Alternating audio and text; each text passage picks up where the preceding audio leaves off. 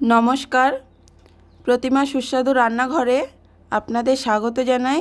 চলে এলাম আরও একটা নতুন রেসিপি নিয়ে আপনাদের কাছে। পুরো ভিডিওটিতে পাশে থাকার অনুরোধ রইল। আজ আমি আপনাদের সাথে শেয়ার করছি একদম রসালো, রসে ভরা মিঠাই, যেটা আমি দুটো জিনিস দিয়েই তৈরি করব। 1 কাপ সুজি, ঘরে থাকা 1.5 কাপ দুধ দিয়ে গোলাপজামুন তৈরি করে দেখাবো। আশা করছি আজকের রেসিপি ভালো লাগবে। তাই আর দেরি না করে শুরু করছি। এখানে আমি কড়াই নিয়েছি, দিয়ে দিচ্ছি 1 চামচ ঘি, দুধ দিয়ে দিচ্ছি,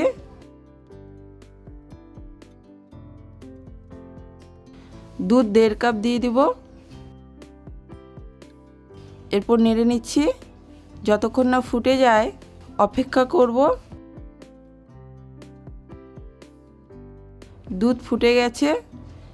এরপর 1 কাপ সুজি নিয়েছি, এক হাত দিয়ে নাড়তে থাকতে হবে আর এক হাত দিয়ে এইভাবে দিতে থাকবো। ভালো করে এই সময় নেড়ে নিতে হবে যাতে দলা না পাকিয়ে যায়। এই সময় গ্যাসের ফ্লেমটা অফ করে দিতে হবে। এরপর ভালো করে নেড়ে নেব।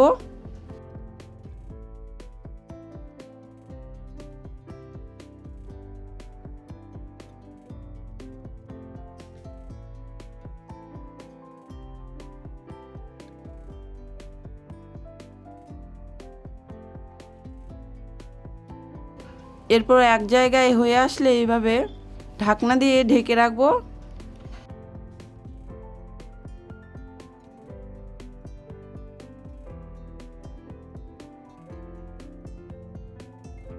এরপর ঢাকনা তুলে দেখে নিচ্ছি, হালকা ঠান্ডা হয়ে গেছে।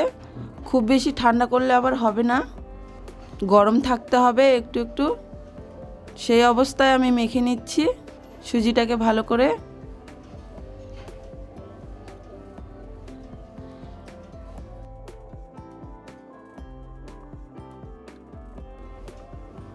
এরপর এখানে একটি পাত্র নিয়ে নিলাম সুজির ডো। আবারও ভালো করে মেখে নিচ্ছি যাতে গোলাপ জামুনগুলো পারফেক্ট হয়। ভালো করে মেখে নিতে হবে।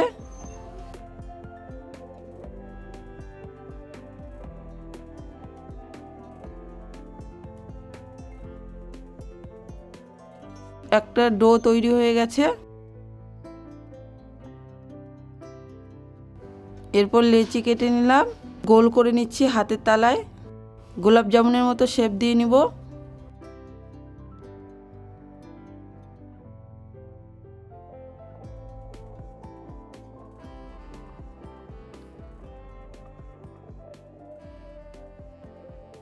এই যে এইরকম রেখেছি, খুব বেশি বড় না, খুব বেশি ছোট না, মিডিয়াম রেখেছি আমি।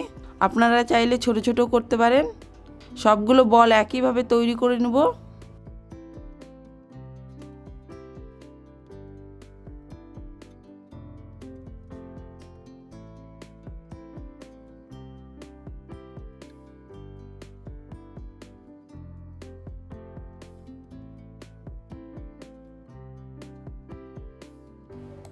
ভালো করে চাপ দিয়ে হাতের তালায় ডলে ডলে এইভাবে বল তৈরি করে নিতে হবে। সবগুলো তৈরি করে নিয়েছি।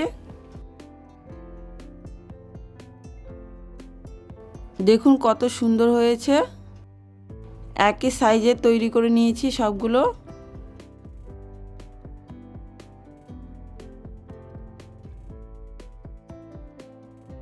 এরপর কড়াই বসিয়ে দিয়েছি। এখানে আমি চিনির শিরা তৈরি করে নেব। 1 কাপ চিনি নিয়েছি, 1.5 কাপ জল দিয়ে দিলাম।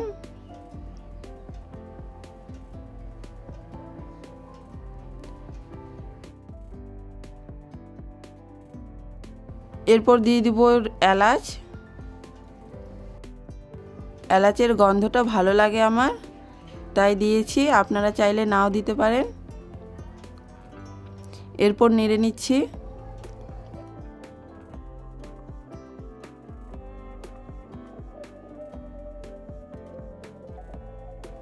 গোলাপ জামুনের জন্য শিরা তৈরি হয়ে গেছে।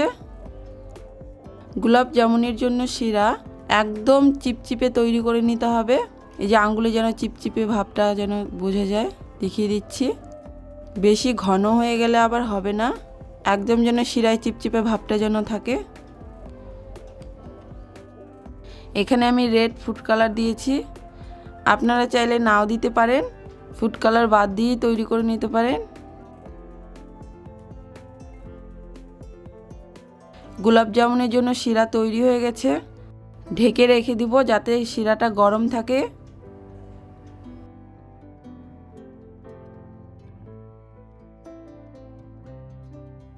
সরিয়ে নিচ্ছি। আরও একটা কড়াই বসিয়ে দিলাম, দিয়ে দিচ্ছি তেল। আমি এখানে মিডিয়াম টু লো ফ্লেমে গরম করে নিয়েছি তেল।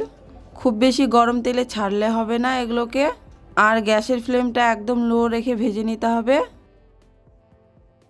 তাড়াহুড়ো করে ভাজলে হবে না, এখানে সময় নিয়ে ভেজে নিতে হবে।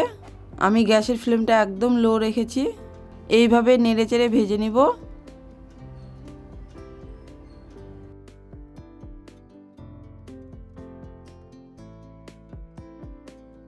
যাতে বলগুলো ভালো করে ভাজা হয়ে যায়।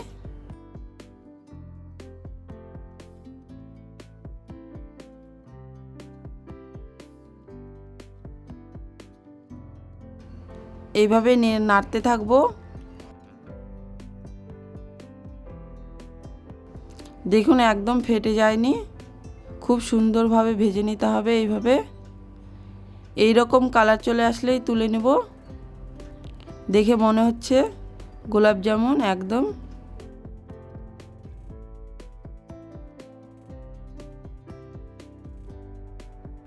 এরপর গরম শিরাতে ডুবিয়ে দিব মিষ্টিগুলোকে।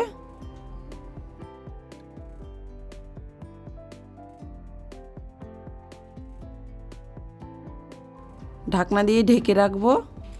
3 থেকে 4 ঘন্টা এইভাবে রসে ডুবিয়ে রাখতে হবে। দেখুন 4 ঘন্টা পরে দেখিয়ে দিচ্ছি কত সুন্দর হয়েছে গোলাপ জামুনগুলো, একদম পারফেক্ট হয়েছে। আপনারা একবার বাড়িতে বানিয়ে দেখতে পারেন। আজকের রেসিপি ভালো লেগে থাকলে সাবস্ক্রাইব করার অনুরোধ রইল। পাশে থাকা বেল আইকনটি ক্লিক করে নেবেন নতুন ভিডিও নোটিফিকেশন সবার প্রথমে পাওয়ার জন্য। দেখতে যতটা সুন্দর হয়েছে খেতেও কিন্তু ভালো হয়েছে। খেয়ে বোঝা যাচ্ছিল না যে সুজি দিয়ে তৈরি এই গোলাপ জামুন।